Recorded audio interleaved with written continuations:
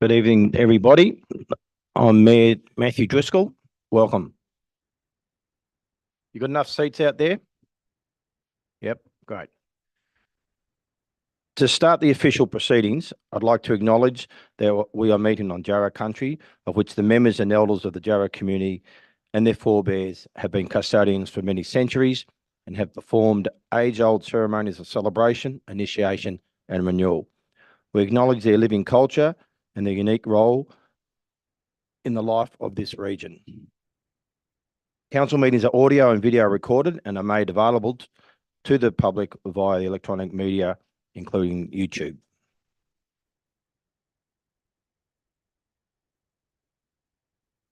Okay, all councillors are present. We have no leave of absence. Councillors, are there any declarations of interest and conflicts of interest? Councillor Henderson? Yes, Mayor. I wish to declare a conflict of interest on items 9.4.1 and 9.4.2. Okay, and that's a general conflict. General conflict. Okay, thank you. Councillors, could I have someone to move the minutes of council meeting 19th of March 2024? Councillor Gardner? Yeah, the unconfirmed minutes of the meeting of the Mount Alexander Shire Council held at the 6:30 p.m. on the 9th of March 2024 at the Mount Alexander Shire Civic Centre have been circulated to councillors. The unconfirmed minutes have also been posted on the Mount Alexander Shire Council website pending confirmation of this meeting. And we have a move of Councillor Gardner that the minutes of the meeting of the Mount Alexander Shire Council held on the 9th of March 2024 be confirmed. Do I have a seconder? Thank you, Councillor Anir. All those in favour? Motion carried. Thank you. Acknowledgements. No acknowledgements. Public question time. Could I have a mover, please? Mr. Mayor, I'll move suspension of standing orders. Thank you, Councillor. All those in favour? Sorry, I need a second. Sorry, Councillor McClure. All those in favour? Thank you. Okay, motion carried. So now we have public question time. So what I'd like to do is I have some printed ones, which I'll get councillors and myself to read out and answered, and then I'll move to the floor if anybody has any questions. So first I'm going to, first one, Councillor Gardner. So I'm going to read them first and then I'll do the other ones. You want me to do the other way, do you? Sorry? Oh, Jamie, do you want to, Jamie, you were here, are you? Would you like to say something of your question or would you like us to read that out? Okay, fine. No worries. Thank you. Councillor? Thanks, man. So the question is from Jamie Thompson. Could the council please explain why the place of public assembly regulation, a single visitor to our property is considered equivalent to a crowd of 1,000? It's noteworthy that other shires have different thresholds for public assembly, prompting us to question why our council adopts such an extreme stance. Living in an area with numerous overlays and a declining number of businesses, one would expect the council to be sympathetic and understanding, showing support for small enterprise like ours. Instead, we face daunting hurdles that are often overwhelming. We understand regulations need to be in place, but if there are any humane thoughts in council, wouldn't you think that years of work and tens of thousands of dollars seem unfair and steep? If you can help, shouldn't you? Isn't that what council is for? Seeing that the limit that triggers the place of public assembly in Mount Alexander Shire's eyes, and seeing how it has now shut a very small business down, wouldn't the right thing to do but to revise the number in place to actually help? Thank you, Councillor. I'd like to ask Director Anir to answer that, please. Thank you, Mayor, and thank you, Jamie, for your question. I'd like to note that the issues you have raised have been discussed with you at length, and you have been provided advice on how to move forward with regard to supporting the application that's been presented to council and supporting your business initiatives. The advice provided has been based on the details of your application and the site that you are proposing the activities to be undertaken upon. And this has been assessed against the state government legislation and the Mount Alexander planning scheme. I'd like to note that there is no local conditions related to numbers of people that have been set. We are guided by the state government legislation and the Mount Alexander planning scheme. Each of these assessments are unique, as we have shared with you, and it relates to those proposed activities and the proposed sites that you have identified for those activities. And this means it is not possible to compare the sites that have been presented and the activities to other sites within Mount Alexander Shire or even within other shires as a like-for-like basis and comparison. As we have shared, we encourage you to review the advice that we have provided and for you to either provide the additional support information for the application or to consider an amendment to the application that you have put forward to council to help you move forward. Thank you. Thank you, Director Anir. Is Lawrence Abu-Carter in the audience? Okay, no. Oh, yes. Do you want me to read your statement out? Sorry, your question out, Lawrence, or would you like to? Okay. You can ask the question, but sorry. No, I said you can ask the question, and you can make a comment and ask the question. Yeah, definitely. So is that what you want to do? Okay. Come to the podium. Just before you do that, I'll just so I'll generally limit one question allowed in 3 minutes to speak. I know you've done this before, so to sort of tell others in the audience. Now, so you need to extend due courtesy and respect to the council and the processes which it operates under. You should take the direction from myself as chair of the meeting whenever I call upon a speaker to do so. And you shall not attempt to enter into a discussion or debate with council. However, councillors may ask a question of clarification of the speaker. If you could state your name clearly, share if you are representing the group or organisation, and state it in a few words what you wish to raise. Thank you. Lawrence Abu-Carter. Is that working? No. Governance, is there any? Yep. Okay. Yep. So Lawrence Abu-Carter, I'm acting as an individual. And my question is, does racism exist in Mount Alexander Shire? And if so, in what forms does it manifest itself? Okay, thank you, Lawrence. I'd like to refer to Director Knight, if that's possible. I'm not allowed to expand on it. So I you, asked before. so That's fine. That's fine. Go on, Director Knight. sorry, Director, you can expand Thank you. on your question if you Yeah. want.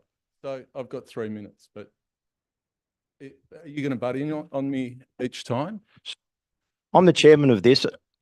You can definitely speak for 3 minutes, but be respectful, and I will shut you down if you're not. Okay, Lawrence? Said that to me. Thank you.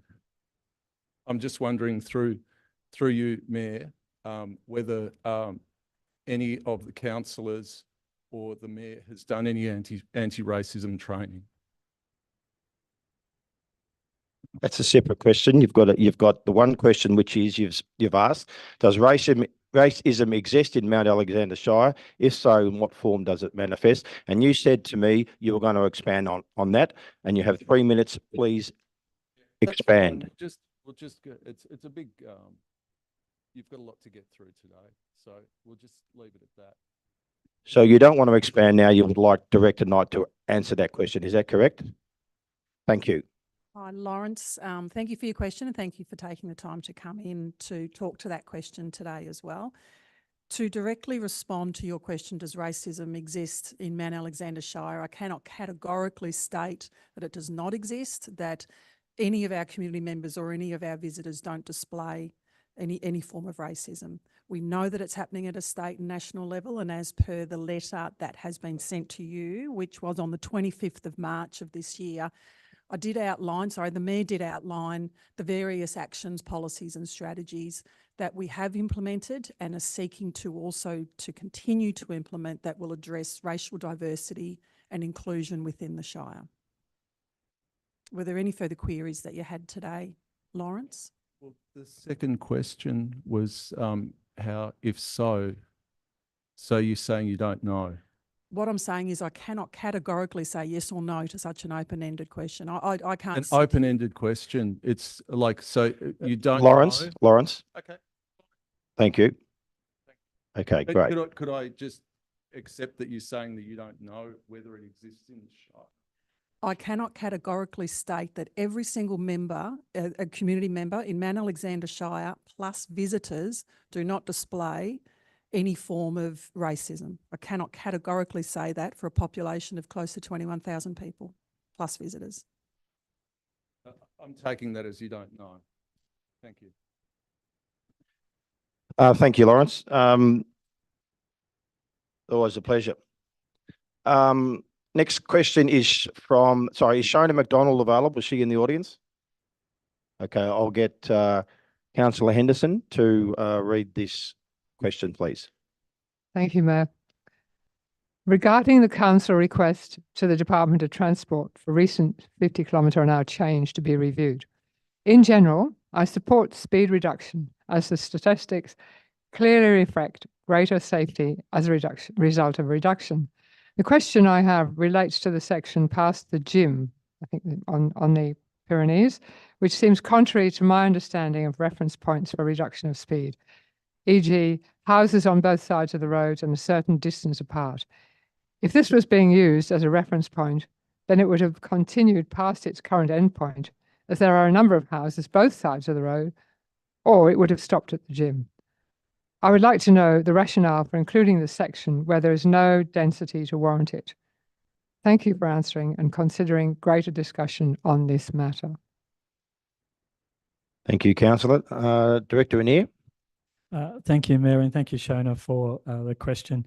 I'd like to note that this matter will be discussed tonight under agenda item number 11, notices of motion.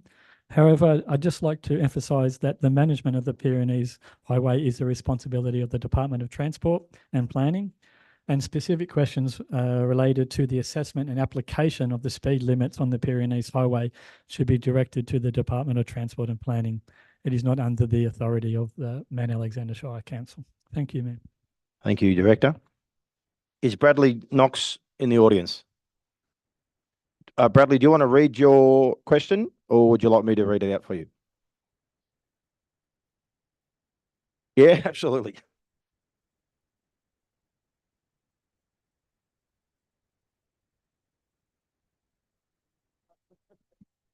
Hi there, my name is Bradley Knox. That might work, I don't know.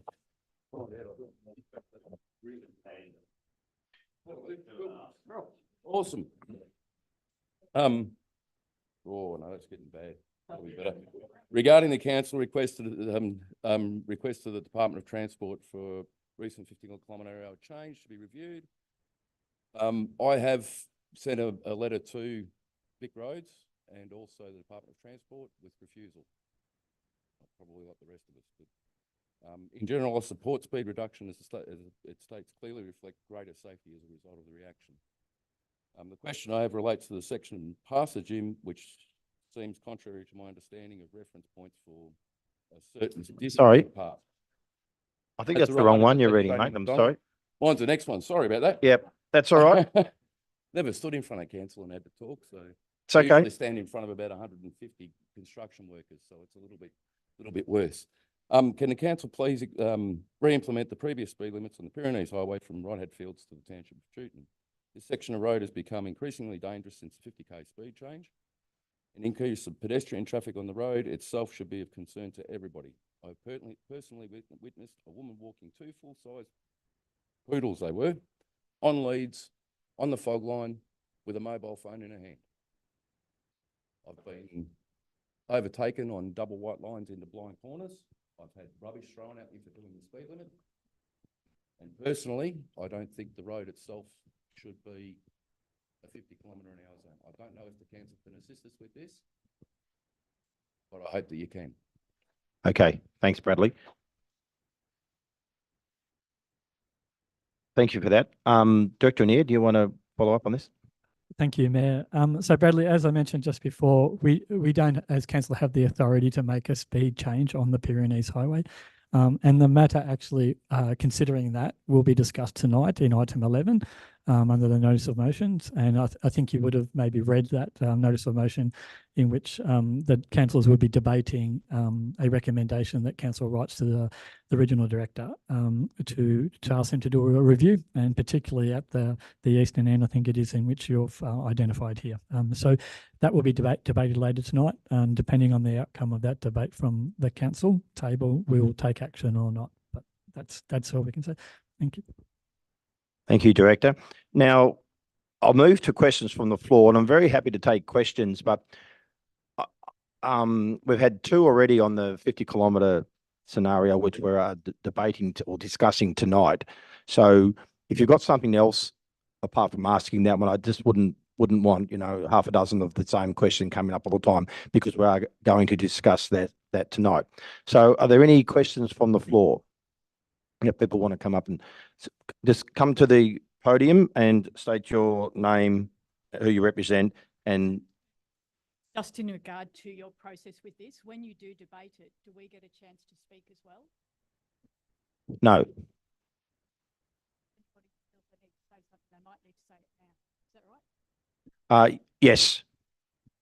So anybody else would like to say something?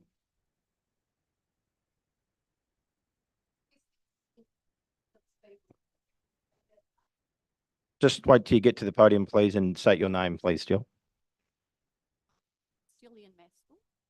And I started an online petition because I run a business in Elphinstone and was constantly, when the speed limit changed, had people coming in saying, why? What is the point? It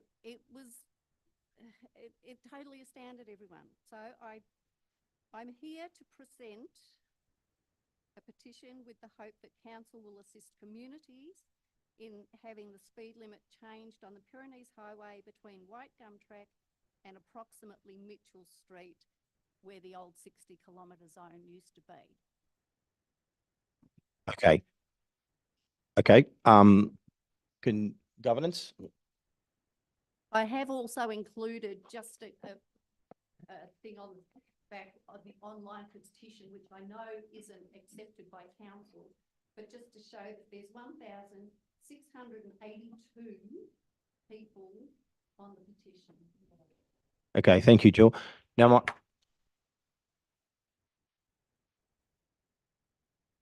sorry, Jill, my understanding is you've had a chat with governance and that petition is compliant. Is that correct? Okay, thank you. Any other questions from the floor? Yes, just come up to the podium. Thank you.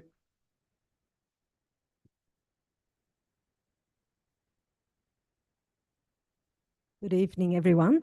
My name's Margot Feast, and I live in Main Road, Chewton, and I've lived there for about 15 years, and I support totally wholeheartedly the change, because even though I lived at an area that was 50, the majority of cars, trucks were never going at 50.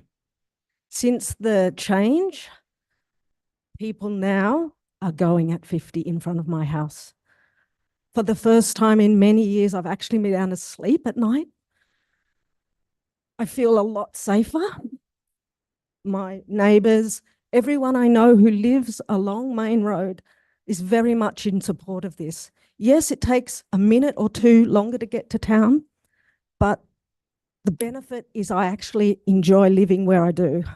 I was thinking of moving because for so many years I can't actually sleep in the front of my house where my bedroom is. I sleep in the couch in the back room because there's so many trucks, so many cars speeding from 3 a.m. in the morning, continues. And we all know Castlemaine's growing in popularity. More and more people are coming here, and the amount of traffic is increased exponentially.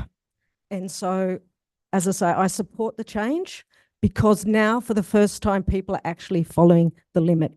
in Chewton. Thank you. Thank you. Any other people from the floor like to? Yes? Yep, certainly.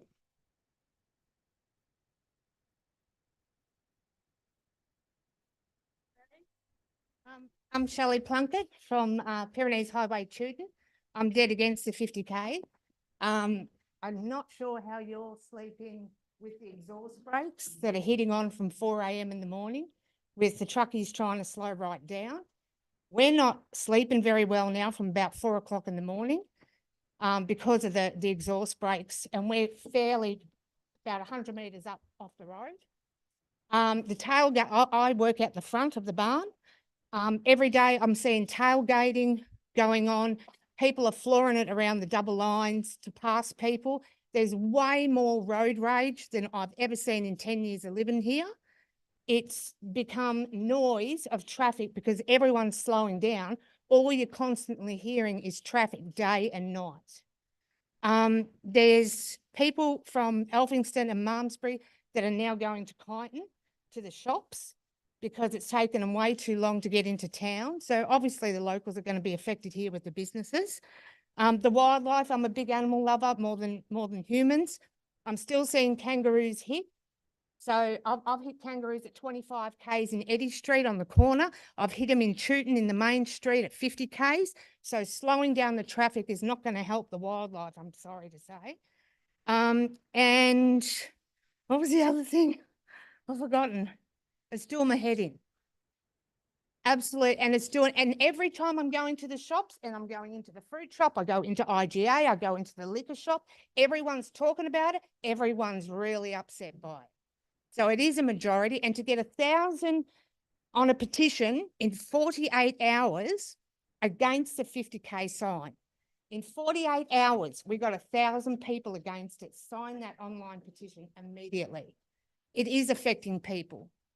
I don't know how you can sleep with the exhaust brakes slowing down through the main town of Chewton, because I'm right up the back in the paddocks and I'm hearing it. Can I just ask a question? Is it the extension that you're referring to? Yeah, I'm opposite the. Or is the whole 50 kilometre?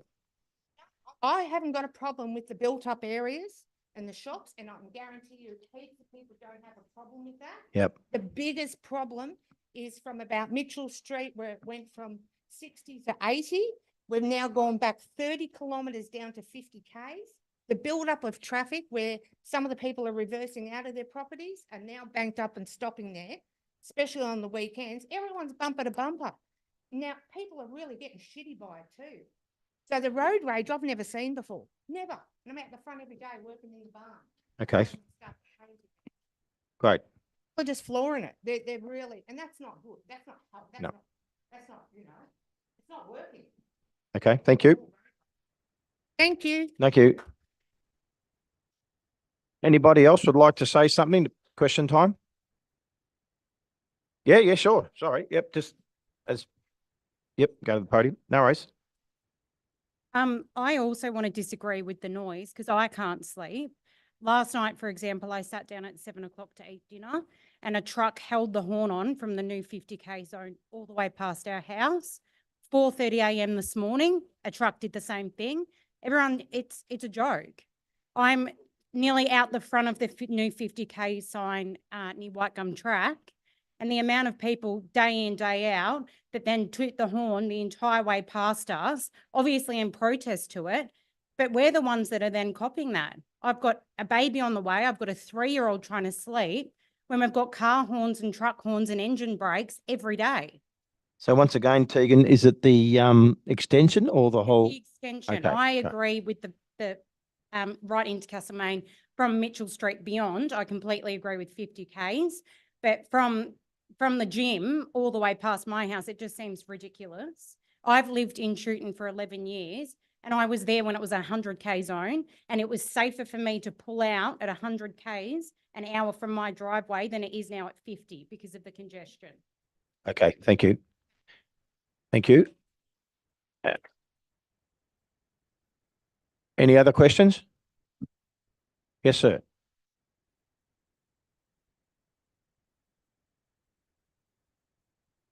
My name is John Lewis. I'm from Elphinstone. I represent the whole of the community, particularly the effort to pull together, you know, the opinion and the petition that Jill has raised. I would thoroughly endorse all the remarks made so far, but there's another element about it that has concerned me for some time, and that was the process that led to this, or the lack of it. It came, I would say, for most people, and I think as a surprise. I still don't understand. I don't think anyone quite understands the process that went through, and we have not been provided with the data and reasoning of the department to make this decision. Now, we're told that they did research there, that they counted cars, they did all sorts of things. We haven't seen it, and we want to see it. It is distressing that, and in one way, that I read with great interest Director Anier's response to council in April 23, after the initial petition was lodged, and as with others have said, nobody, I think, who shares the views that I'm expressing has any problem with trying to deal with the problem down Duke Street past Grist. But I would also say it's probably not to do with speed. It's to do with pedestrian crossings and the like. And a small change from 50 to 60, 60 to 50 is not going to save anybody. I would remind everybody something that just get forgotten, that the 60 is the old 35 miles an hour, that safe speed for the entire residential population of Australia managed to live under. It's not fast. And if you can't cross a road at 35, you probably shouldn't be allowed out. But Okay, thank you. Councillor Gardner, you want to say something? I actually probably want a point of clarification. I wanted to ask the ladies, sorry, I forgot your names, who can't sleep at night. So the petition is just for, it's not the whole 50, it's just the extension bits, is that correct? So the township's fine. And so the lady, okay, so the ladies who can't sleep, whereabouts are you on that? Yep. No, sorry. Yep.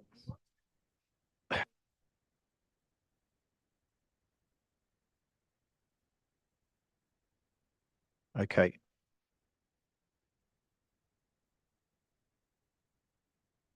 Oh. All right. Thank you. John, sorry to cut you. You got another minute. the thing that I'm very interested in is comparing Director Anier's response to that initial thing where, if I might summarise it, and I can imagine you might criticise this, effectively the response back then was that there really wasn't any chance and any purpose into what was asked. That the speed, there wasn't sufficient speed, there wasn't sufficient traffic, there wasn't sufficient pedestrians to warrant the expense and the otherwise of pedestrian travel. And that is the problem with that area, not the speed. That's probably as enough as I need to say. But I still don't quite understand how we got from that point, was very clear, to within 12 months, we've got the change. What changed? Thanks. Okay. Yeah, Councillor Anier. Hi, John. I just wanted to. Over here, John. Hi. Just Councillor Anier's asking a question, John. Just go back to the podium. If I can say one thing on that, and I just need to really reinforce this. We didn't make the decision about the speed limits. We did not make that decision. We do not have the power to make that decision. That is a Department of Planning and Transport decision. We did not make that decision. So whatever changed in that time, it wasn't us. Okay? I'm well aware of that, Councillor. Okay, it doesn't feel like you are. So I'm just pointing it out again for everyone. It was not a council decision to change the speed limit, and we are in a little bit at item 11 going to be having a debate further to that. So if you did want to stick around, you would get to hear what we think as well. But if I may finish, it is not news to anybody that the council doesn't have those powers, and we don't need to be reassured about that.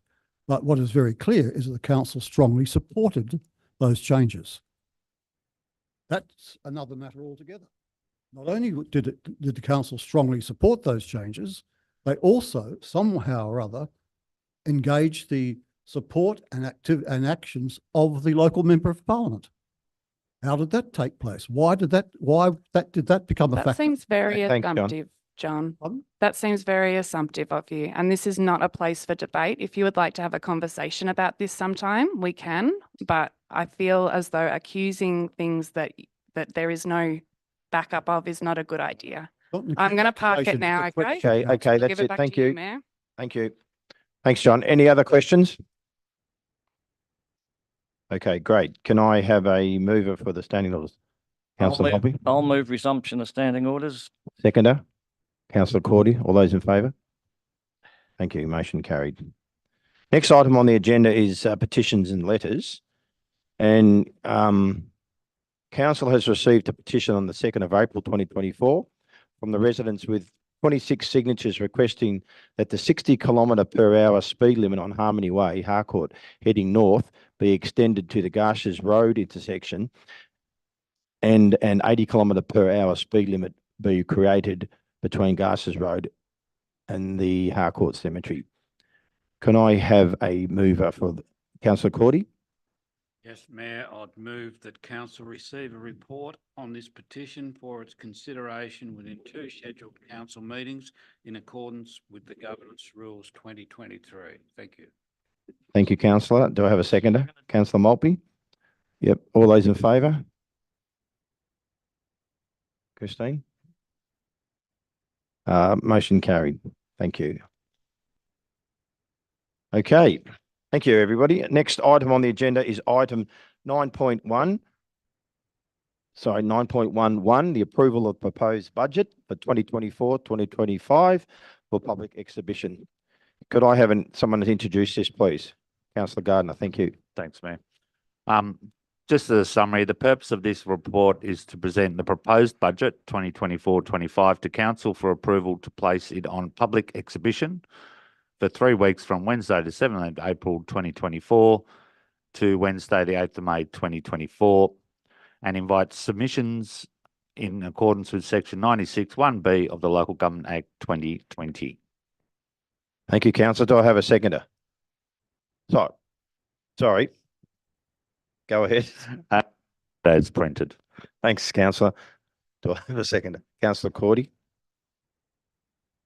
Is there any opposition? Okay.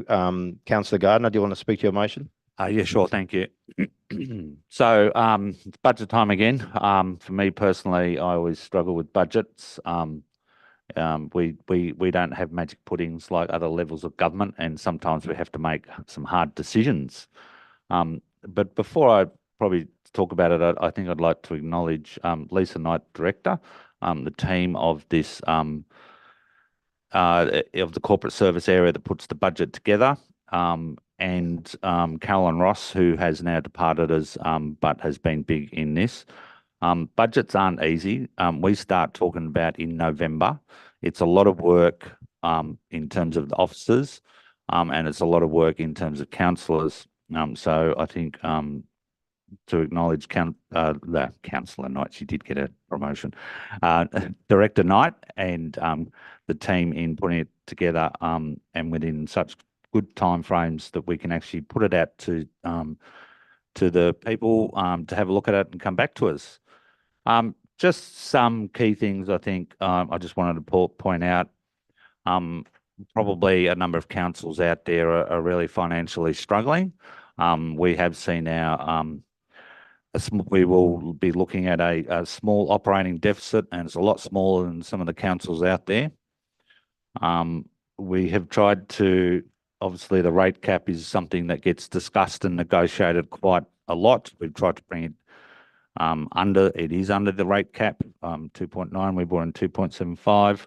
And there is an allocation of nearly $500,000 for social housing. And I think that's a particularly good initiative. And I know there's also some allocations for streetscapes, small towns. It's in there. So the message, I suppose, really is the budget is put out to the local community for discussion and then submissions, and they can come and talk to us, and we will then hopefully look at the budget and maybe make some changes. Thank you, councillor. Councillor Cordy, would you like to speak to your motion, or would you like to reserve your right to speak? Thanks, Mayor. I think it's a very sound budget, and it's basically a balanced budget, which is not easy to achieve in this current economic climate. There's a lot in the budget, so I commend it to ratepayers and other interested members of the community to have a look at it. But yeah, there's only a 3-week time for comment. So if you've got something to say about the budget, or you think we've left something out, we'll get in quickly and we'll have a look at that before we adopt the final budget. So a little bit of fine tuning to do, but it's a very sound budget. Thank you, Mayor.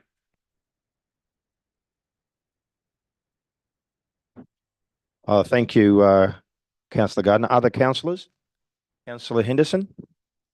Thank you, Mayor. This certainly is one of the big ticket items that we look at in the course of the year, and it's always a proud moment to be able to be part of a council that's putting out their draft budget for consideration and comment. And we, this being the community it is, we usually get a fair few comments, and that's great.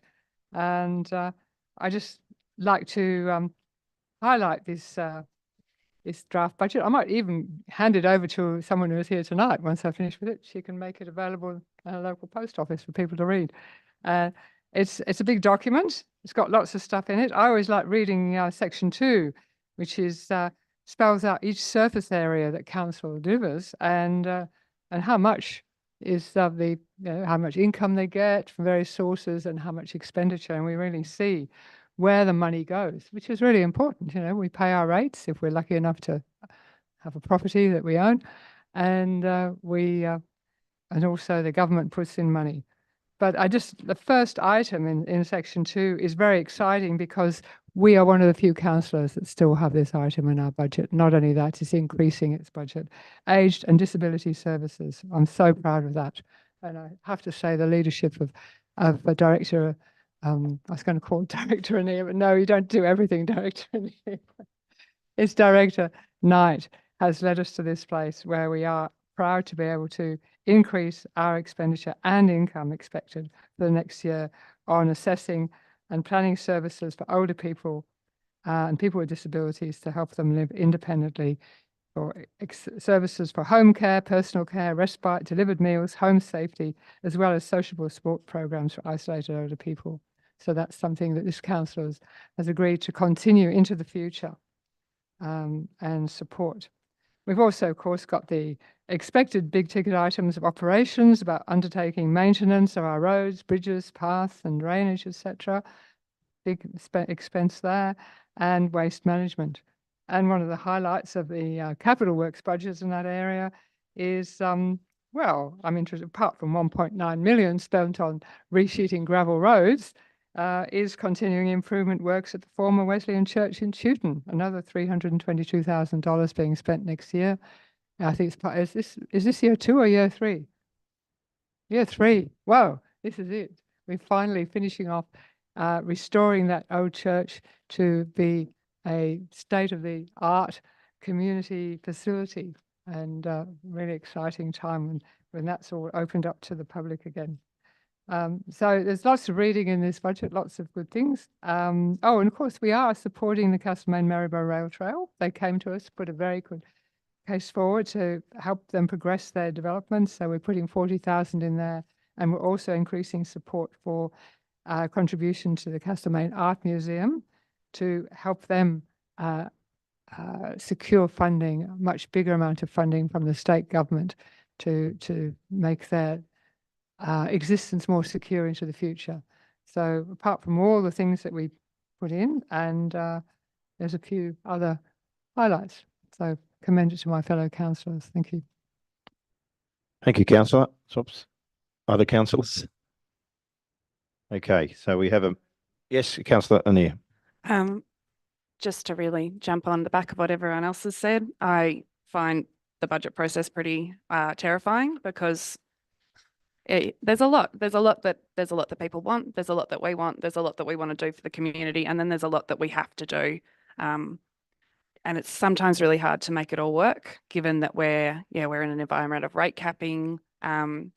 Cost of everything is going up, not only for people who live in houses, but for councils.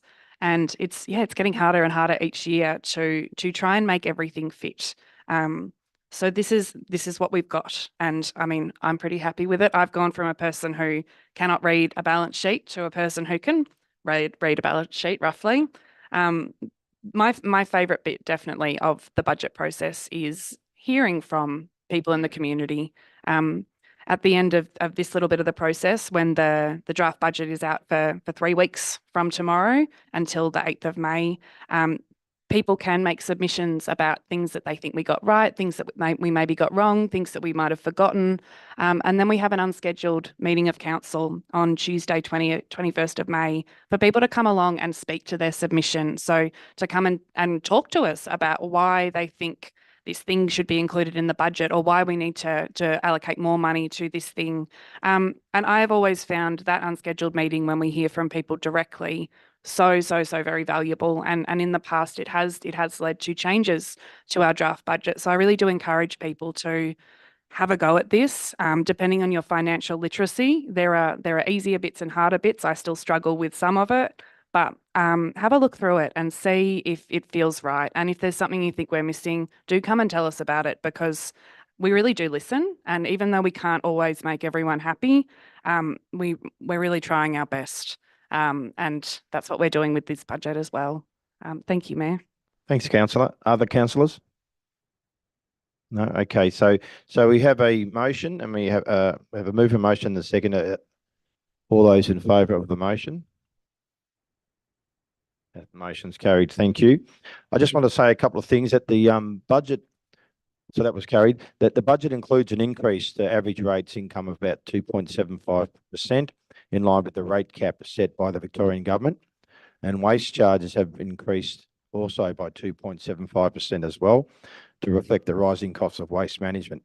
Now, making decisions on rates and service charges is never easy, and councillors have spent much time discussing and reviewing what is appropriate for our community and what is financially sustainable for the organisation, both now and in the future. Okay, thank you. Next item is 9.2.1, which is the community grants. Could I have a councillor introduce that item? Thanks, Councillor McClure. Mayor, pleased to move this. The purpose of this paper is to provide council with the outcomes of the Community Grants Program 2024 Round 1, and to outline the decision process undertaken by council officers for the allocation of funds.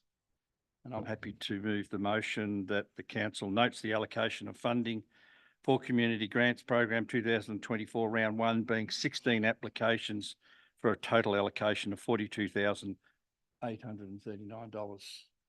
Thank you, councillor. Do I have a seconder? Councillor Lanier. Thank you. Is there any opposition? Okay. Councillor McClure, would you like to speak to your motion, please? Thanks, Mayor.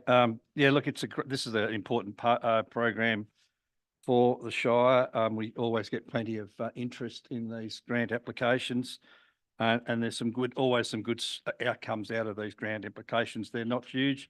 Most of them are around the $3,000 mark, but I'm sure they assist a lot of our community groups. Run some programs out there that otherwise wouldn't exist. Knuckleford Cricket Club, Chewton Fire Brigade, Campbell's Creek Football Netball Club, Castlemaine Rocky Riders, Friends of the Malden Historic Reserve, Castlemaine Cemetery Trust, Motivational Running and Training Group, Castlemaine Uniting Church, the Community Health part of Dakaya Health, Castlemaine Goldfields Football Club.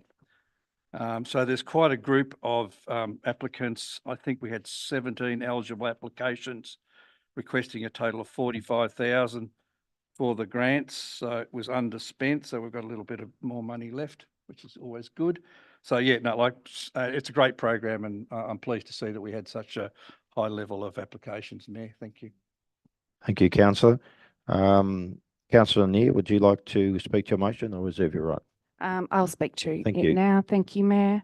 I always try and talk about community grants because I think they're one of our best bits. They're a way that we can try and help smaller community organisations and groups achieve something in their organisation, in their little bit of community.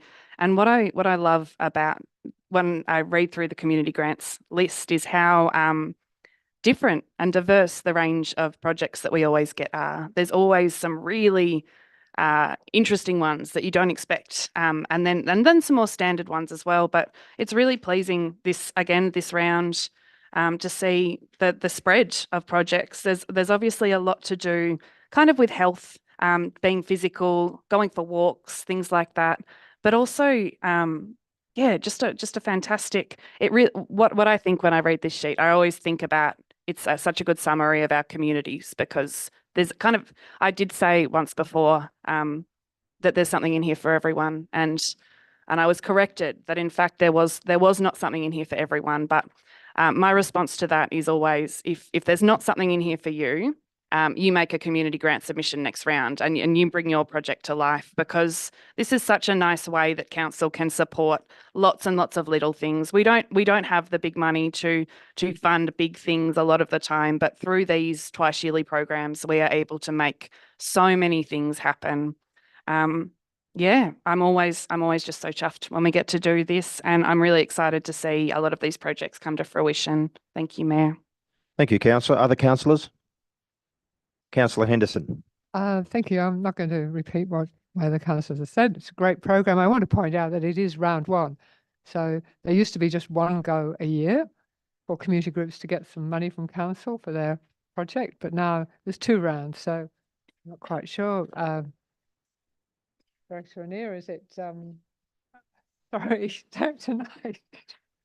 The next round is opening up soon, is it? I interrupted her. Correct, Councillor Henderson. So round 1 and round 2 were 6 months apart. So this is the allocation of funds the applications were towards the end of last year, and the allocations have now been made for the first 6 months. So the next round will be opening in the next 3 months so that the allocations can be made towards the end of the year. Thank you. So that makes it a lot easier for people to go, oh, we missed out, but we've only got to wait 6 months rather than 3. And excellent. Thank you. Thank you, councillor. Other councillors? Okay, so we have a motion which is seconded that the council notes the allocation of funding for Community Grants Program 2024, round 1, being 16 applications for a total allocation of $42,839. All those councillors in favour? Okay, thank you. Motion carried. So just a comment on that, reminder to people in the audience and other people who's listening at home. We've got community grants and events grants, and they come up, so keep an eye on that, and they're a really good way for your organisation to get a few $1,000s for your organisation and or event. So I'll encourage you to apply.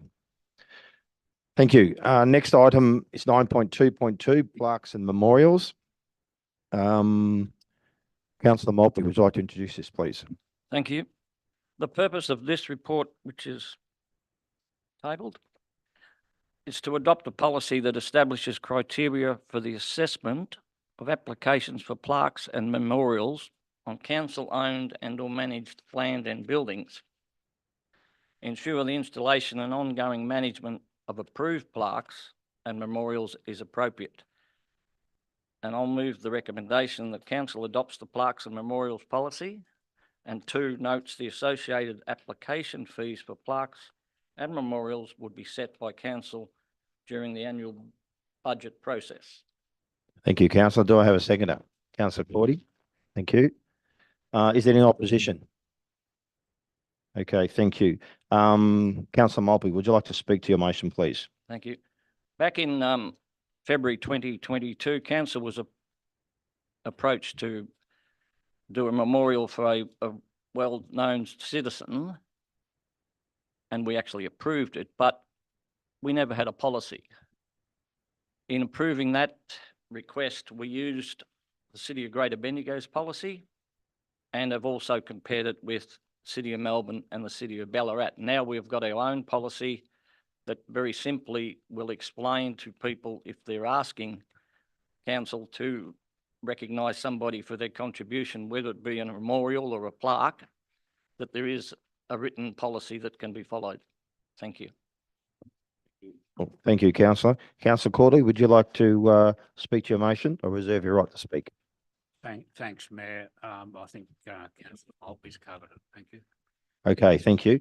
Other councillors? Councillor Neer? I'm really happy that we've got this policy coming through, and I hope approve it, because I think lots and lots of people contribute to a community. Lots and lots of people go on and do big things, special things, they accomplish things, and different people think different things are important. I think there's been many times when, you know, someone local has performed really well in a sport or in another way, you know, written a book, been in a movie, something like that. And the instant response almost is, let's build them a statue. And it's always been like that. We generally don't build them a statue, but it's a slippery slope. If we start building everyone a bust, if we start putting a plaque up for every person who has contributed to the community, there won't be anything left that doesn't have a plaque on it, because in fact we all contribute to the community in our own ways, and all deserve to be recognised for that.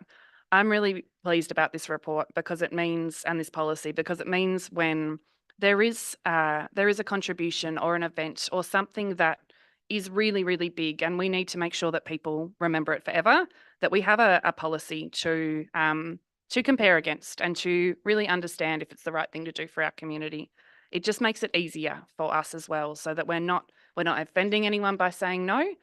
We're considering it against a really sound policy, and based on, you know, the fact that we all do contribute to our community, and we can't all have a plaque, unfortunately. So I'm really pleased about this. I commend it to my colleagues. Thank you, councillor. Other councillors? Okay, we have a motion in front of us. All those in favour of that motion? Okay, thank you. That motion is carried. Thank you. Next item is 9.3 environment, which is nil. So next item is 9.4.1, which is application PA 77/2023, part of 83 Blakely Road. Councillor Henderson, you have a conflict. Thank you. So Councillor Henderson is just removing herself to the executive suite over there, and for the debate because she has a general conflict.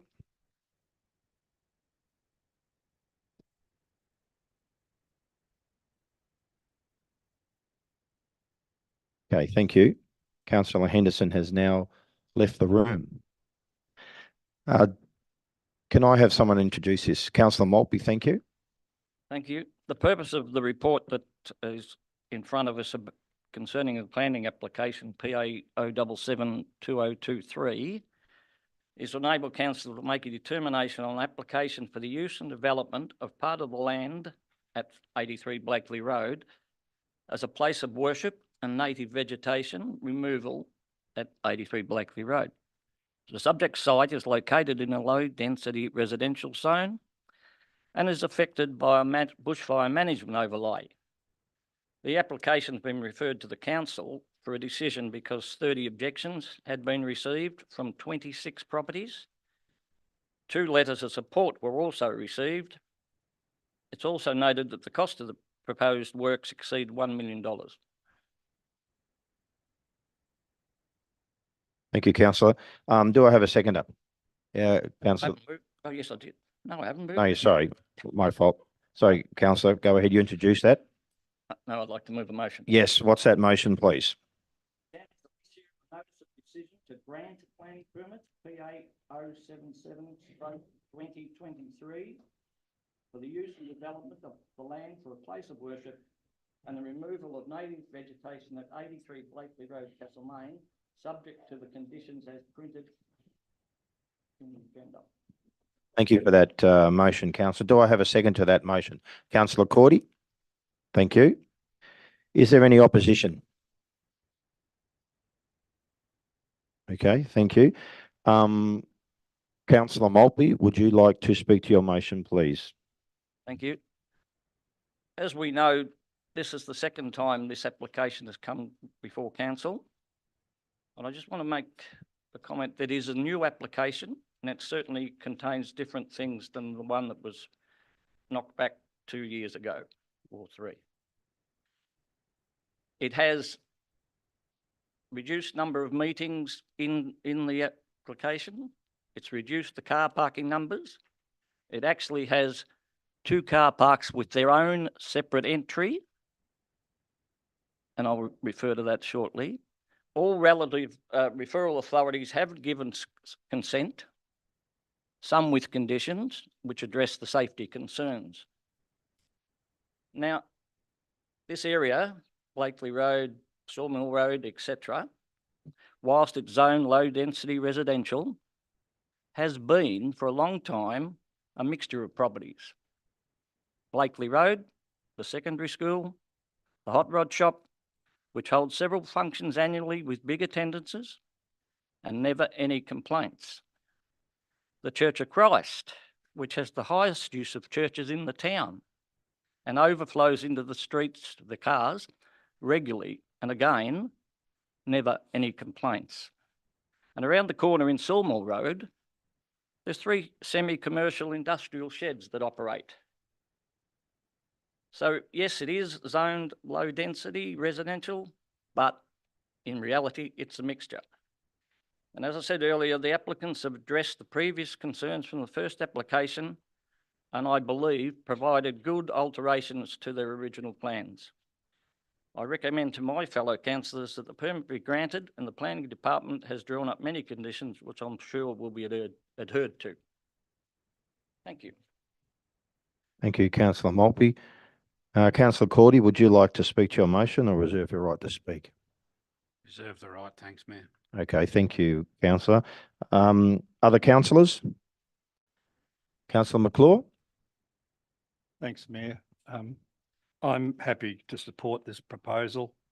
It has been before council before, and I'm pleased to notice that during the process that I think it ended up in VCAT that the applicants withdrew the application and decided to go back to the drawing board and reduce the scope of the church, which was quite a bit more, quite a bit larger, had up to 700, I think, attendees and so forth. So the applicants did listen to the concerns that people had before. You know, there were serious concerns about traffic implications along Blakely's Road. There were amenity impacts and the impact on low density residential zone. But I believe, I mean, the amount of reports that have been produced for this application, I've seen bigger applications with less reports than this. So they've certainly gone to a lot of work to convince us as councillors, the staff, and I'm sure other people that it's a worthwhile thing to support. Look, it's like any of these applications. I think there will be impacts on the residents. There's no denying that. I believe that they'll be low impact. For most of the time, when you look at the numbers that they're proposing, and the applicant has proposed these numbers, not the officers. I'm just looking for the numbers. For most of the time, we're talking about 50 people at the church. Every 2 or 3 weeks, there might be 400 odd, but for most of the operation of the church, there will be 50 people in attendance. Of course, there'll be traffic coming and going to the church, but it's at different hours to other areas of traffic, such as the school. It operates during the week. This thing will operate, this premises will operate mostly on the weekend, so different hours of operation. So there's no denying there'll be an impact, but I think most of those concerns, in my reasoning, have been addressed through the reduce of scope and the reduce of numbers.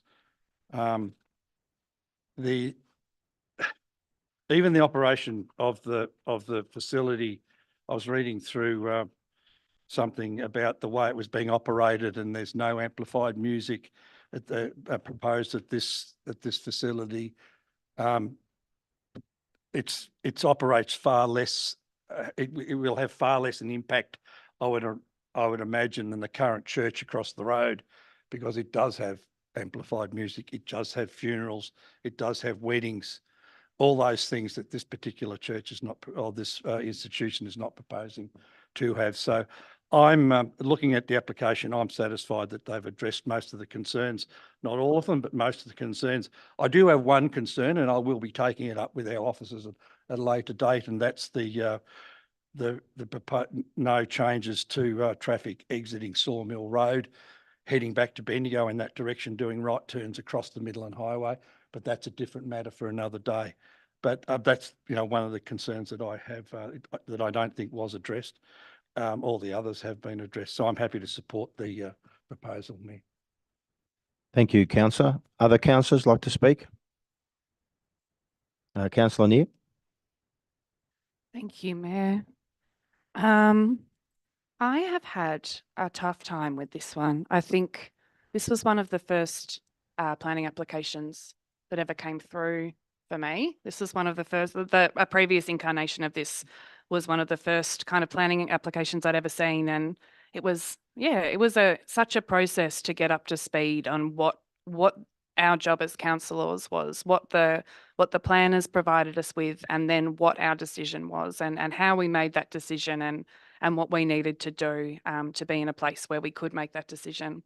I have really struggled with this one because on one hand, I really do appreciate that the applicants have made significant changes to the scope of their proposal, especially in regards to the kind of patron numbers and the operating hours, which I did initially find probably a bit much for such a low density residential area. Also, changes to traffic safety, those changes being made on the highway around Sawmill Road. I think all of this is good. Relocating the parking so it sits a bit better in the land and doesn't dominate so much. I appreciate all that, I really do, and quite kindly the staff provided me with a real breakdown of the changes between all three applications. So I've really seen the changes and the responses there to objectives, to community concern, to problems that came up. I still don't quite feel comfortable with it though. It just does not feel to me as though it is the right site for this. For a place of assembly of this size. I do think the amenity impacts on surrounding neighbours will be quite a lot. But I also see in here, and you can see that I am at this moment still undecided because I'm backing and forthing as I speak. There are really quite a lot of conditions in here that limit the use of the land, limit the hours of access, limit the patron numbers. And all of these, the only way to amend is by amending the permit, which is a whole process. So there is reassurance to me there as well. I have found this really, really difficult because I do see, for want of a better word, both sides of it. And in the next couple of minutes, I will be having that last little think. But it's been a tricky one. I just wanted to put that out there that I have had trouble with this one because I think there's a lot to it. But I appreciate the changes since I last saw it. I appreciate the concerns of nearby residents. And I'm going to have a little think while Councillor Cordy speaks, I suppose. Thank you, Councillor. Any other councillors like to say something? Okay. Councillor Corder, the seconder, you have a right. You reserve your right. You can please speak. Thank you. Thanks, Mayor. You won't have long, Councillor, in here to decide. Okay, I'd like to acknowledge the work of our planning team and also the applicant to come up with the solution that we've got before us today. There's been a lot of work done. It's a very professional application, and it ticks off all of the requirements. I note Councillor McClure's concern about the entry onto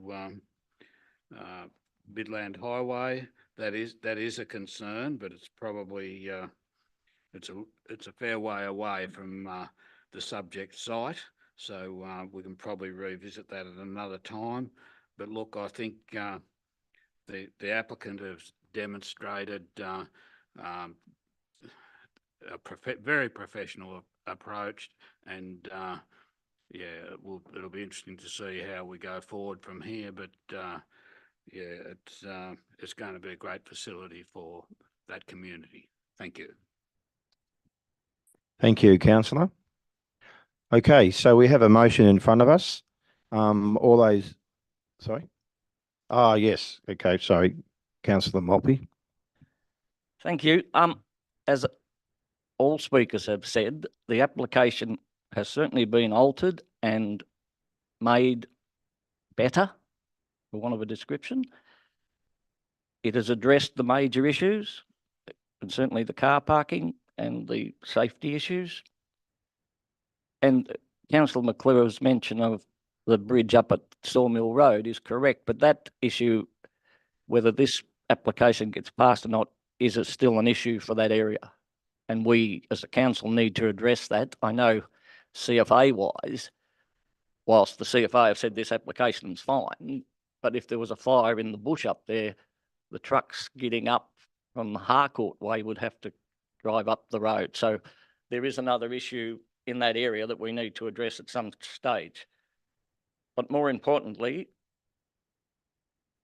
the work has been done to present a good application. They've reduced numbers, they've reduced lots of things, and I recommend that we pass it. Thank you, councillor. So we have a motion in front of us that council issue a notice of decision to grant a planning permit, BA 77/2023, for the use and development of the land for a place of worship and the removal of a native vegetation at 83 Blakely Road, Castlemaine, subject to the following conditions as printed. All those in favour of the motion, please raise your hand. All those against? Motion carried. Thank you.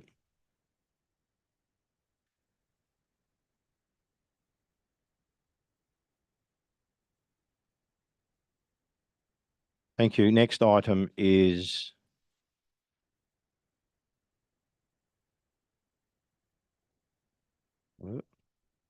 sorry. Is 9.4.2, which is the planning application PA 331-2021. Could I have someone introduce that, please? Councillor McClure, thank you. Mayor, the purpose of this report. Jimmy, I think I've come off that one. Sorry, I pulled it to.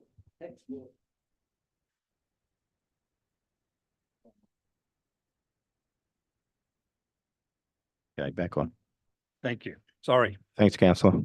The purpose of this report is to enable council to make a determination on application for a 2-lot subdivision at 83 Blakely Road, Castlemaine. The application has been referred to council for a decision because it had 11 objections, because 11 objections have been received from 6 properties. The council's officer recommendation is to approve the application. The subject site is located within a low-density residential zone and is affected by a bushfire management overlay. And I'm happy to move the recommendation as printed that council issue a notice of decision to grant a planning permit PA 331-2021 for a 2-lot subdivision at 83 Blakely Road, Castlemaine, subject to the following conditions as printed. Thank you, Mayor.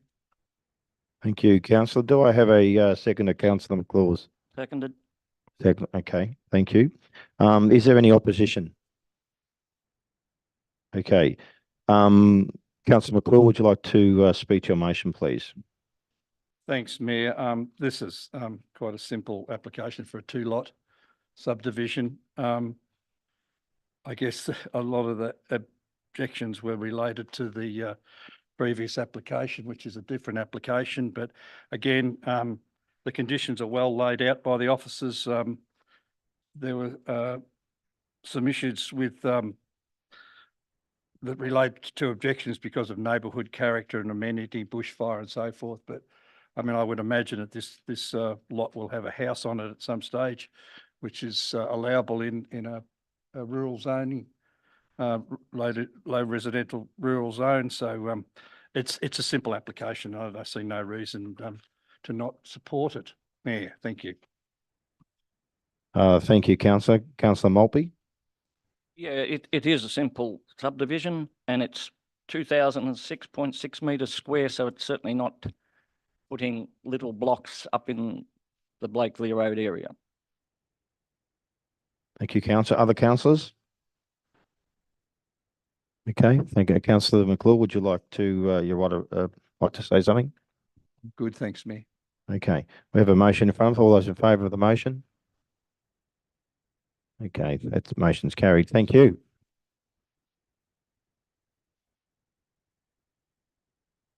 Could we get Councillor Henderson back? Thank you.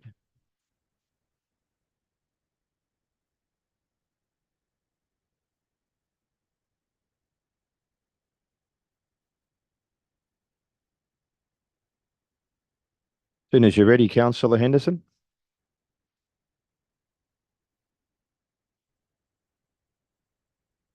So whilst you're walking back to your seat, Councillor, both those motions were carried.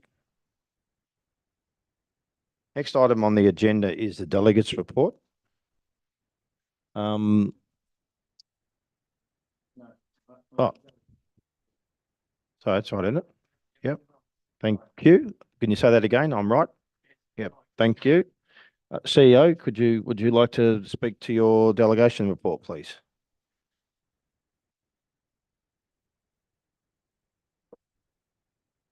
Sorry, Mayor, just preparing the props. Thank you very much. And as always, councillors have the report on our activities for the last month, Mayor.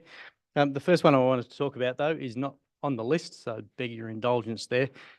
Wanted to share this with you and the public, which is an award that our team under Director Knight's leadership and our community wellbeing team, Rosalie Rogers, and certainly some other important team members in Millie, particularly, who have done an enormous amount of work to earn this award. The award is for the Local Government Professionals Association, or from the Local Government Professionals Association, for positive ageing and wellbeing. We are the winner of the category of outstanding project or program, non-grant based category, which means it's a project that was fully funded by yourselves to deliver on. And that the award was given to us for what's called the Earn and Learn Recruitment and Retention in Aged Care initiative that team under Director Knight's leadership have delivered on already. A little bit about that, while I'm indulging myself, Mayor, a little bit about that is the project was really done to make sure that, following your decision about staying in aged care services, that we were going to have a new group of people coming through to be able to meet the needs of our community with those services. So building on what we already have and looking to the long-term future, so that more younger people are coming in and in behind some incredibly experienced people who we've got in there already. And that's really what this is about, is the objectives of it were to increase the staff base of people wanting to work in aged care, which is no mean feat in itself. It's tough work. It was also to improve the retention of staff once we get them, provide access to training and Certificate 3 in aged care services. And a big part of this was really paying an adult living wage, not a trainee wage, while you are learning on the job as well, which has been a significant attractor for people not having to make decisions about how am I going to do that work, even though I love it, on a trainee type wage. Significant challenge to be able to get people to take that on and make that work in their life. So this was quite a smart way of responding to that. It also pays staff to attend the learning side of the program while they're also working. And we've had a great partner with the Registered Trainee Organisation to help us through that process as well. In the first round, we had 17 people interviewed, and we ended up appointing 4 people into that into that first round, but we've had 5 rounds since that time, and I'm not sure what the number is at the moment, Director Knight, but it's been a fantastic response with people of a variety of ages taking up that opportunity. So I really wanted to say congratulations to that team, congratulations to Director Knight again for the work that they put into achieving what that award is recognising. It's a fantastic one for our community and for our council to have received. Back on the agenda, Mayor.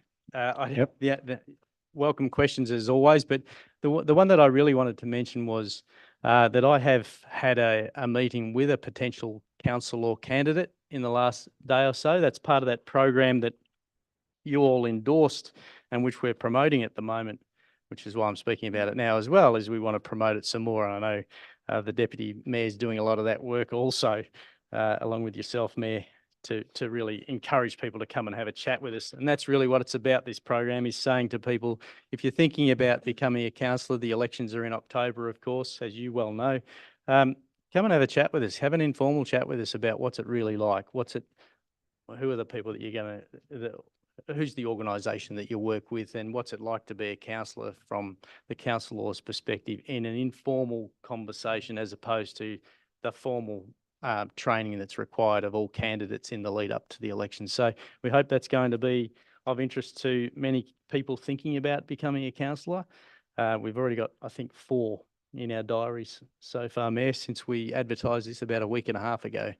So really encourage people, if you're thinking about becoming a councillor in Mount Alexander Shire, give us a call and we'd love to have a chat. And if we can help you think through what the experience is likely to be like and how things work inside a council, we'd be more than happy to do that. I'll leave it at that, Mayor. Thank you, CEO. Other councillors, any delegates report? Councillor Cordy. Thanks, Mayor.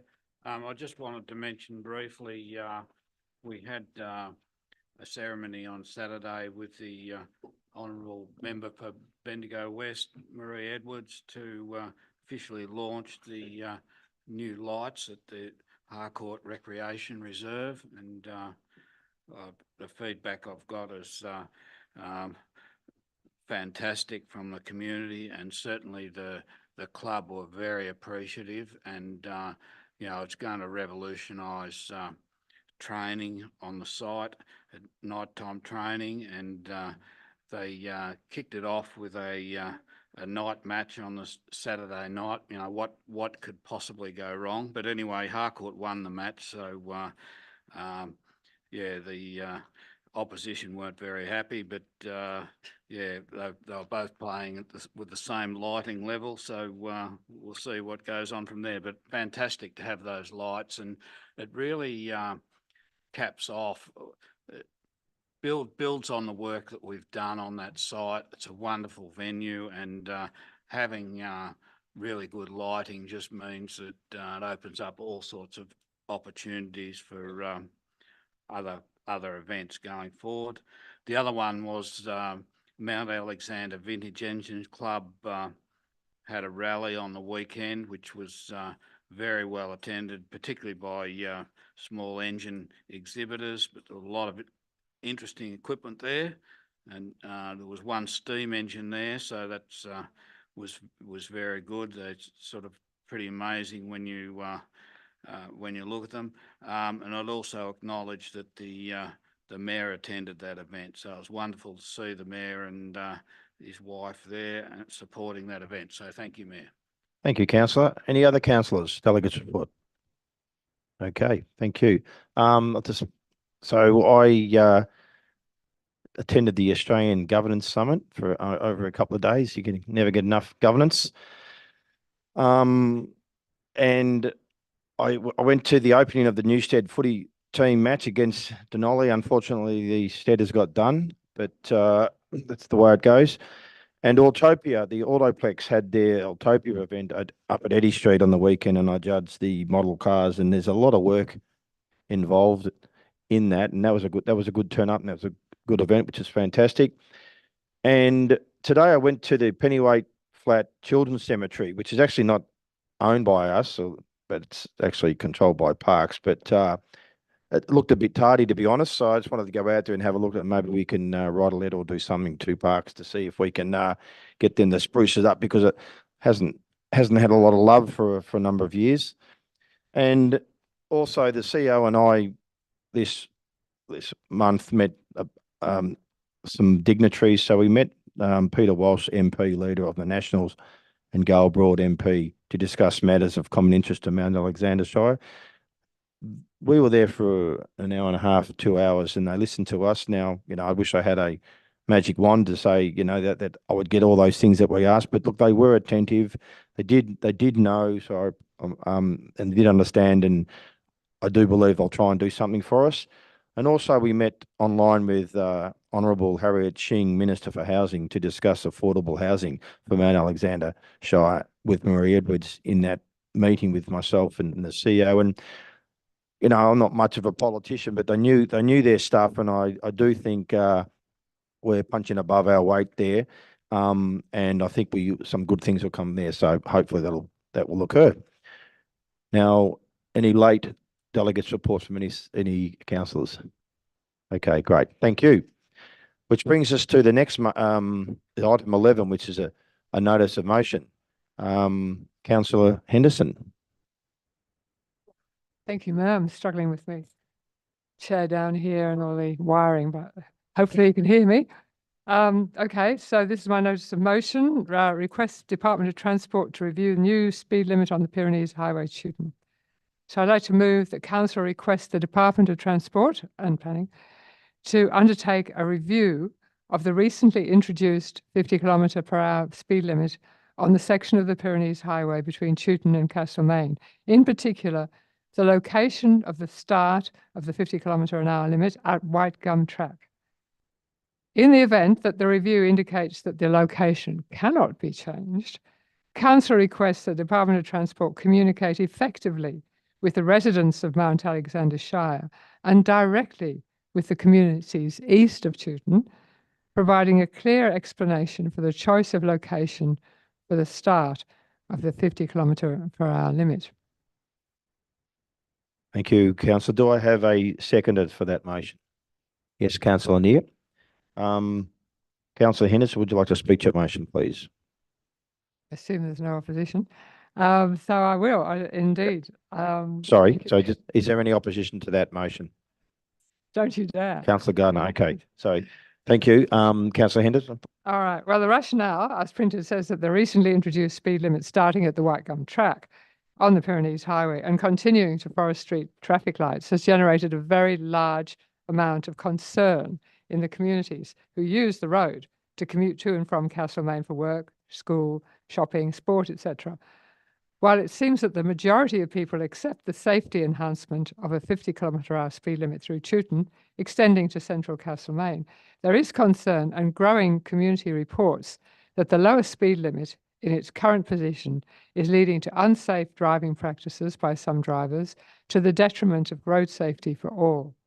If the location is deemed to be necessary, then a communication campaign explaining the technical reasons for the location to regular users of the Pyrenees highways is requested.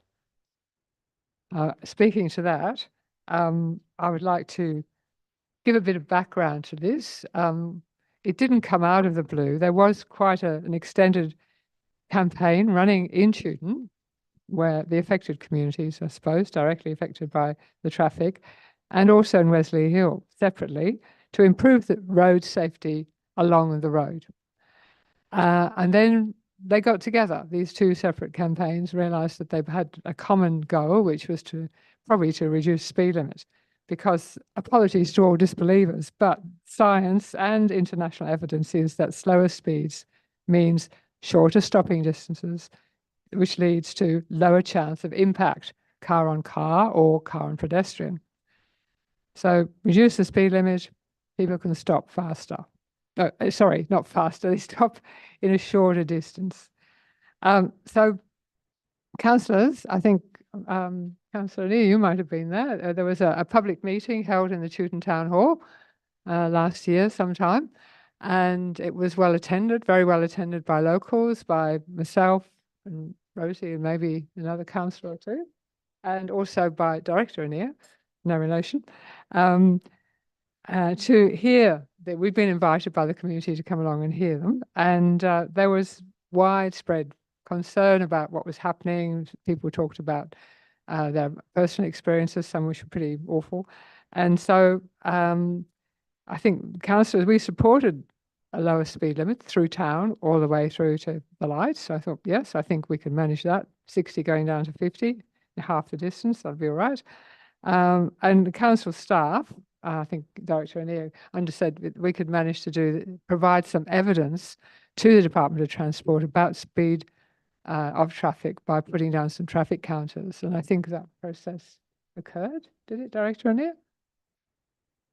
Anyway, never mind. It's probably not high on your list of priorities of keeping track. But anyway, there was going to be some information gathered, data gathered about speeds in order to convince the Department of Transport that this was a good idea. And the campaigner's idea, and for life of me, I can't find the email, but the campaigner's idea was that the 50 kilometres should start somewhere around about the Life Cycle Gym, altitude, or maybe as far as Sparks Road, just to get people to slow down before they hit town. Now, I inadvertently wrote in a local newsletter that it was, this was great and it was going to start at Whitecombe Track, which I thought was good until the first time I drove it. I drive that road about 4 times a week. And then I realized that after 40 years of driving that road, I did not have in my head a very good idea of where Whitecombe Track is in relation to the start of Tewton. Whitecombe Track, round the corner, Tewton. No, you're in the middle of the country. And as soon as I saw the 50k signs going in, I thought, this is really silly. This is not going to go well. However, in they went.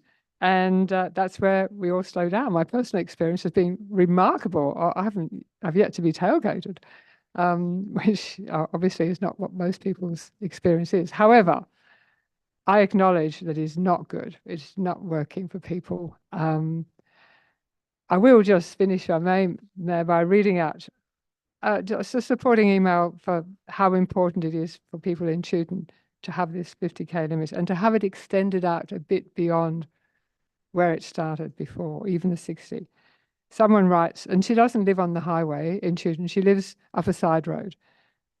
For the first time in many years, in the early morning, I can hear the birds singing instead of the thud and rumble of trucks. My neighbour said she's sleeping well, and through the night, for the first time in many years, not woken by the roar of speeding traffic right outside her window.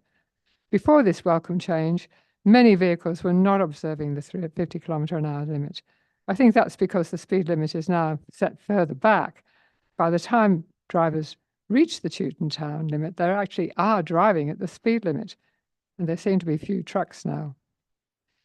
You may be aware that when the Harcourt bypass was being built 14 plus years ago, Vic Roads, as they were then, and local real estate agents told prospective homebuyers that trucks would no longer use the Pyrenees Highway, but be diverted, advisedly, via the Harcourt bypass and Midland Highway. So Pyrenees Highway Tewton would be much quieter. Midland Highway is always a more sensible route for trucks, as it has very few homes close to the highway.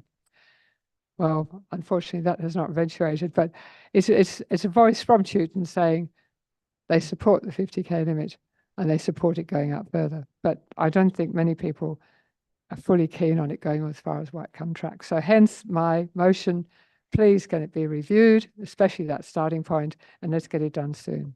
Not by us, but the people who are responsible for putting it in the first place, Department of Transport and Planning. Thank you. Thank you, Councillor Henderson. Director Neer, did you want to clarify that query that Councillor Henderson had? Yeah, thank you, Mayor. I'm happy to clarify. So yes, at the meeting, it was recommended that data would be important for the Department of Transport to help inform their decision making. And subsequent to that, the Department of Transport did reach out to Council to request the use of traffic counters that are managed by Council. So the traffic counters were put in place by Council employees. However, the data was then presented to the Department of Transport to make a decision. Yep. Mayor, I wonder if I could ask a question. The clarification? Yes, yes, certainly. Okay, so Chris, I'll start again, sorry. I'm not a big user of this road because generally to go to Melbourne, I'll go down the Great new Fogarty's Gap Road onto the highway and zip down the highway, and I gave up on that road a very long time ago. So is your motion just seeking to review the bit, this is why I'm getting confused, from where to where? Can you be explicit for Okay, me? well, it's not our decision. It's not our. No, I and so understand I'm that. being respectful as I can to the Department of Transport, which is, state government. So you have to be nice to them. So could they please undertake a review of the recently introduced speed limit, in particular, the location of the starting point. So So on this side, on the this east, side, here, So- over here, yeah, but not on the other side. no, eastern side, that's Just this. east. Okay, that's Yeah, all I was yeah, asking. That's all, yeah. And that aligns with the petition. Yes, I believe so, yeah. Thanks, councillor. Councillor Anir, do you have the right to speak to the motion or reserve your right to speak? I will go now. Okay, great. Thank you. I will, I'm happy to support Councillor Henderson in this motion. Obviously, we have heard all about the change in speed limit since it was implemented. My memory of the events leading up to the change are very similar to Councillor Henderson's. We were approached by originally two groups of residents, one from Chewton and one from Wesley Hill. We met with them, at least Councillor McClure and I met with the Wesley Hill group, and their main concerns were to do with the area around Grist Bakery, that corner. The street is very wide. There is a footpath on one side of the road and not the other. Concerns about children getting to school, people with disabilities, older people. During that meeting, they gave us many stories about near misses and accidents and things that were about to happen, or could happen if nothing was done. And then we were invited along as the groups joined. We were invited along to their kind of meeting one evening. Councillor Henderson and I were there, along with Director Anir. Maria Edwards was also there, and the police were represented. And we heard from people in the room. And everyone was pretty united in that they thought the best treatment was a reduction in speed limits. There were some other asks as well, but the main one was a reduction in speed limits. At no time do I remember anyone in that room or in any room talking about extending the dropped speed limit as far as it has been that way. Which seems to be where a lot of the concerns are coming from. I think on balance, most people I have spoken to can live with the reduced speed limit between Castlemaine and the other side of Chewton out towards where the gym is. Most people can live with that because they see the sense. Most people understand, it is safer for especially children, older people, people with disabilities who, can't cross a road as quickly as, somebody else may be able to. I don't think we should penalise people for not being able to cross roads quickly if they are unable to. So in essence, I thought that, a speed reduction seemed like a pretty sensible idea in that bit, not in the other bit. But I also at the same time did not expect that it would happen because we have a history of requesting speed drops for different areas of road. And we often get a response from the Department of Planning and Transport saying, no, basically, there is no need for the speed to be dropped in this area. There have been no major incidents. There is not enough cars using this. There is no evidence needing to drop the speed limit. So knowing that and having that background, I didn't hold out a lot of hope, honestly. I understood that the things that we took away from that big joint meeting were that the state was going to, the Department of Transport were going to look into some data on the road, that we would provide them with some traffic counting data from our traffic counters, and also that the police would up their presence in the area to really enforce speeding. There was talk about, having a portable speed camera there or an all the time speed camera. So there are a lot of ways to approach it, I felt. Some of the other requests were things like, not allowing trucks to use that road at all because of the noise, and also, they shake the buildings in Chewton, many of which are beautiful historic buildings. So there were a number of other suggestions. I thought out of all of them, the most likely one to get traction on was the speed limit. And I still didn't think it would happen. I was very, very surprised when the speed limit was dropped. And then again, I was even more surprised when the first time I drove out that way, which I do, you know, probably not as often as my colleagues who live out that way, but I do with some regularity. And the 50 kilometre per hour bit just went on and on and on. I'm sure many of you had this experience where you were like, when is it going to stop being 50 kilometres? And like you, I can't remember who was speaking earlier, sorry, but like you, I share a bit of a sense that I don't feel super, super respected by the process. I don't understand how this happened. It's clearly causing a lot of people a fair amount of angst. It is causing us a fair amount of angst because everyone thinks we did it. And, you know, people do not take kindly to council doing things like dropping speed limits, which we don't generally. But I'm confused as well. So I am so pleased. I mean, we were going to have to bring something through about this. This is the thing. You cannot ignore this kind of thing when so many people are upset about it. And we have heard and we are listening. The thing that I have heard the most strongly, as I think Councillor Henderson has, is that it is the bit that just keeps going and going for quite a long time that in 50, that is the major problem. I would really love to understand why that bit is included. I would love to understand the rationale why the speed drop was applied to the entire length, not just the kind of more built up areas. So I would really love to see that clarification as well. I think we all would. I'm going to stop talking now. Thank you. Thank you, Councillor Henderson. Other councillors? Councillor Maltby seems to be keen as mustard. Go for it. Councillor Nee is correct. It wasn't council that made that decision. In fact, we were hardly consulted at all. And if I was, and the community certainly wasn't consulted properly.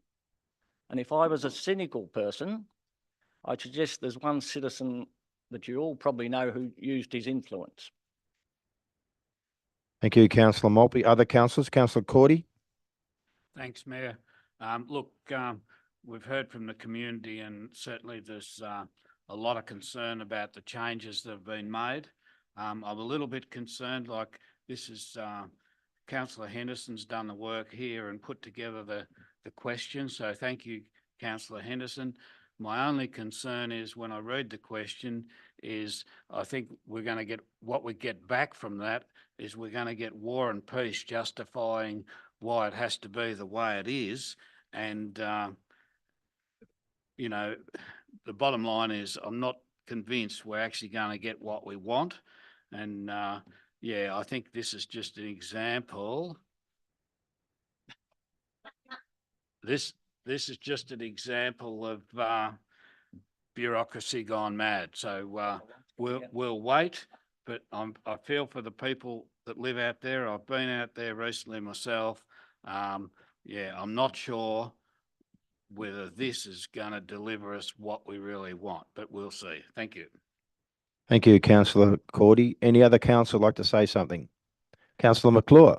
As I left my 5 pence worth, totally agree with everybody. I think the community's been loud and clear about not being consulted, and they would love a clear explanation as to the choice of the location of the start of. I think we'd all love a clear explanation as to why it ended up like that. I mean, the crazy thing about this is that we're talking 90 seconds or something. I think I've read somewhere in travel time. In reality, I mean, really, I totally support what the people are saying, and I think we need to understand, but we also need to think about what we're talking about here. 90 seconds of our life. Anyway, I'm supporting it, by the way. Thank you, councillor. Other councillors? No, I have no. I use Fogarty's Gap Road. It's better. It's quicker. All right. Thank you, Councillor Gudd. Councillor Henderson, you have the right of reply. Would you like to speak? Oh dear, Councillor Cordy has made me nervous. Do you think I've been too polite? Do I withdraw this motion? Put forward a new motion that we demand a change. Look, I think the CEO might back me in here that it's working alongside with state government departments. It always pays to show a bit of respect. You know, they are a statewide organisation, and even the Bendigo region or Loddon Mallee region is a fairly sizable chunk, and you know we are just one little highway. So I think we've got a couple of petitions to back us up, which probably say things a bit sort of less politely than I do. So maybe just the council putting in its you know, deferential word that we're not. This doesn't make sense. Maybe we'll get it across the line. If not, there's always room for another go. But I think I'm expecting to hear back from them fairly soon. Thank you. Yes, that's my bet. Is that it? Thank We're you. still going. Yep, good. Thanks. Thank you, Councillor Henderson. So, councillors, we have a motion in front of us, and the seconder. All those in favour of that motion, please raise your hand. All those against? Motion carried. Thank you, everybody. Thank you. So, the responsible authority for the management of the Pyrenees Highway is the Department of Transport and Planning, and Mount Alexander Shire Council does not have authority to change the speed limits on this road and has not formed a position on the appropriate speed limit for this section of the highway. So council officers now will write to the Executive Director, Loddon, Mallee and Hume, Department of Transport and Planning, to request the review of the eastern transition point from 50 kilometres per hour to 80 kilometres per hour, as well as to undertake the further community messaging regarding the rationale for changes. Item 12, no urgent special business. Item 13, confidential items, nil. Therefore, the meeting's about to close. But first, I'd just like to thank the audience for, I've done a couple of two small instances, but thank you for extending the due courtesy and respect to council and the processes which we operate under. Appreciate that. You're welcome back anytime. Meeting's closed. Thank you very much.